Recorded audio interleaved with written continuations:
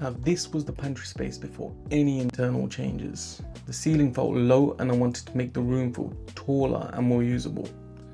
To increase the height without compromising roof structure, I first added temporary supports to take the weight. I'd highly recommend always supporting the load before altering rafters.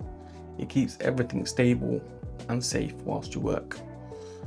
After the supports were in place, I carefully raised the rafters and tied them back into the existing framework so the roof remained secure.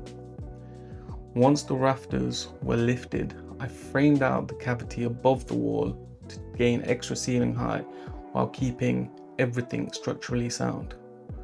With the ceiling framed and plasterboarded, the space really started to take shape. I planned to put in an access hatch for the inline extractor, which would need occasional servicing. It's a good idea to always allow access wherever you've got services like extractors or pipe work. It saves huge headaches later. At first, I planned to keep the washing machine on this side with a worktop across the bottom ledge, but after designing the whole space in CAD, I realized the layout would work much better with the washer moved to the opposite wall. That would free up this side for a tall cupboard to store the vacuum, ironing board and iron. On the plumbing side, I would need to tee off the pipework to run the new washing machine feed with the waistline tied into the existing pipes behind the clutter. I recommend fitting in isolation valves on new feeds. That way you can always shut off an appliance without cutting off water to the rest of the system.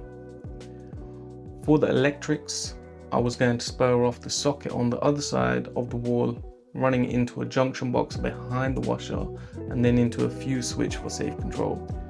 It's best practice to always use the fuse spur when powering large appliances. It protects the circuit if something does go wrong. So with the rafters raised, ceiling boarded, electrics in place, and a smarter layout thanks to CAD, the pantry was ready for the next stage, plastering for the first time. So don't miss out DIY tips, fails and progress. Hit subscribe and ring the bell so you don't miss the next stage.